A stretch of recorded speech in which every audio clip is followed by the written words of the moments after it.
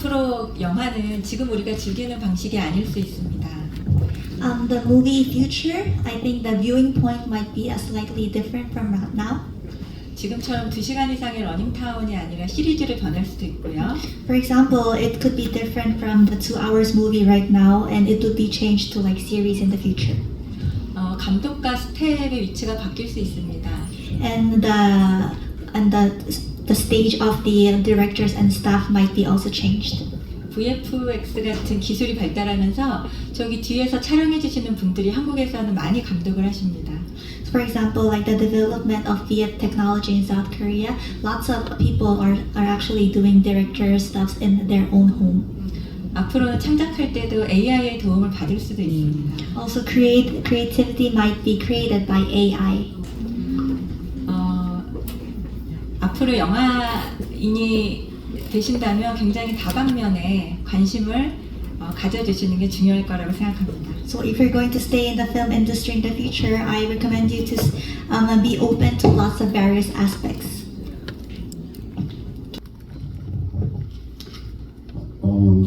세월이 바뀌고 변해도 영화를 좋아하고 영화를 만들고 싶어하는 그런 마음은 바뀌지 않을 것 같다고 생각합니다. I guess time is passing and currently has passed, but I think the love for the movie and the passion that I want to make movie will not be changed. 또한 영화와 드라마를 구분한다면 정확하게 영화가 드라마가 다르겠지만 우리는 컨텐츠를 만든다고 생각한다면 뭔가를 만든다는 것은 즐거운 일이고 그게 구분이 없을 것 같습니다. And of course, if you were trying to distinguish the movie and the drama, of course there will be a difference. But the fact that you're actually making something fun, in that context, I guess the movie and the drama has no difference.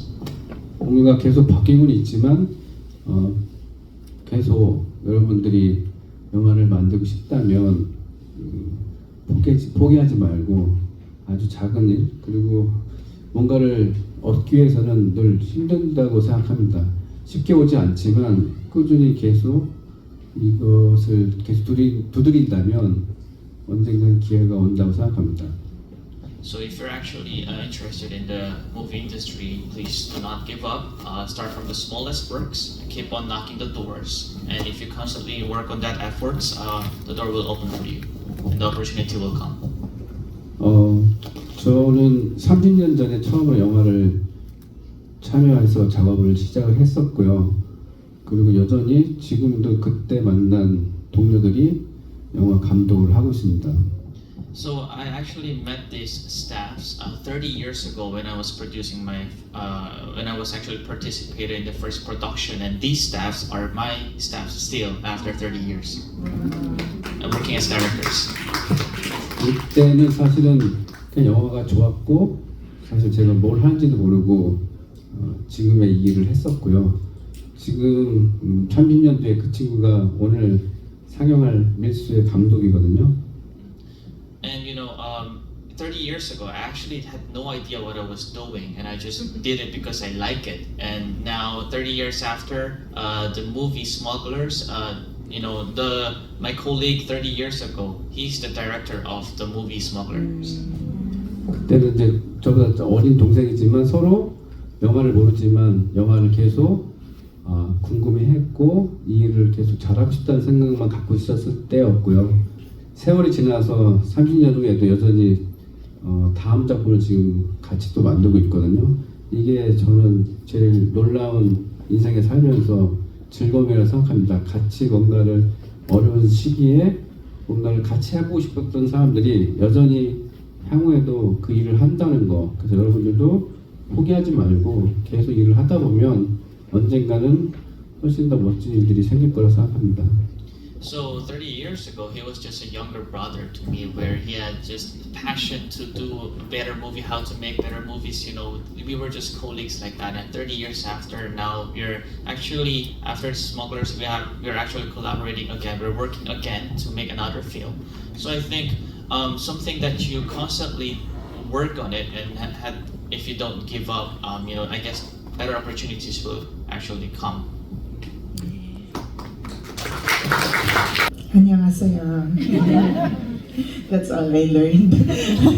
Okay, so I think I'll start with saying the obvious truth that the world is changing, but technology is on our side, and it's definitely on your side, the younger generation. Kasi naiintindihan nyo siya lahat. And I think with that, it's the best time to learn and be open-minded. Humans are humans everywhere.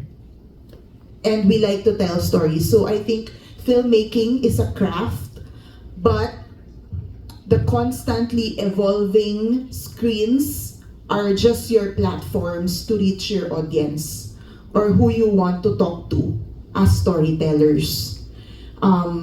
Now I was inspired by Sir because he worked with the same people for 30 years. The first film that I produced in 2016, I married him. So no choice now. No, I'm just kidding. So he's there. I think filmmaking as a process really it's unusual. It's really unusual. It brings out the best and the worst in us, the best friendships, the best relationships. So if you are in for an adventure, then this is the industry for you. Sana all. How do I start? Well, I'll just maybe share my experience. Like I'm not a graduate of film. I was actually an accountant, like in the film, and I just have this strong passion for filmmaking. And it was like I worked with passion projects like zero budget, and when I look back, I actually realized that the films are made with my friends, and they are the films that they're the people who are also not film graduates. Like we are from different professions, but without them, I think I would have stopped making films. But then there will always be the time when you will ask yourself like, so what's next and why am I doing this? But in my case, during I think 2019, when I was having that thought, I met Direk Kevin, and he told me to keep writing stories and to do that. So I think that could be very simple, but it actually changed my life because I started to apply for MA in film and started studying. And now, and because that time I was really in a burnout, a quarter life crisis. I think some of you could relate to that. And and after that, he just told me to jump, and just to pursue what you really love doing. And so I did, and we made films, and we keep doing films. So it may sound romanticized for like it's easy to say. But I guess the point here is that you cannot pursue your passion alone. You have to really find your people who believe in you, because it's not only you who craft that. And even if you're like making films, you work with different people and you are constantly collaborating. It's not just your voice, but it's your community. So it's really important to look around you, be personal, and these are the story. This is why you are a filmmaker. And I think if you find that, there's no matter what challenge you will face, you will still go back into that track. So, yeah, I hope you also find your Bulaman. Thank you so much, Kevin. How do I say this? It's like this. No. For aspiring filmmakers, for filmmakers out there, I got. This is gonna be a personal story, but I'll make it short. I got into a very shaky start. The first film that I made in the introduction was a full-length documentary entitled "Down from God," and for some strange twist of fate, I just submitted it to the Busan International Film Festival and it made it there. So your first film goes into the biggest film festival in Asia. What does that make you feel as a filmmaker, as an artist, right? So it was very shaky for me because then after that, what what's the next film that I will make that will go to another major film festival. And so it was kind of like a bit of a downhill after that because I was already struggling, because you start way up there. But then eventually I discovered and I realized when we made our film Solo about the pandemic, which was actually a short feature, which won the FAMAS for Best Short Film, and it got to many film festivals. Then, without thinking that it would get to a film festival, because I said this is a very personal project.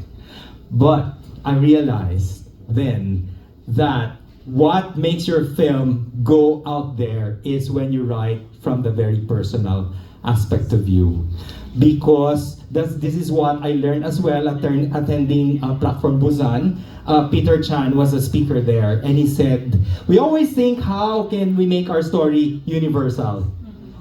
Then that's our biggest worry. He said, no, that should not be your biggest worry. Your biggest worry, you should not even worry at all. Just look deep inside yourself and write that story coming from within. Because the very personal is what's gonna make it universal. Because our feelings are universal. Our feelings of joy, anger, and all of these, it's universal. And just like what Ms. Danson said, make it honest, be sincere with your work, and make it personal.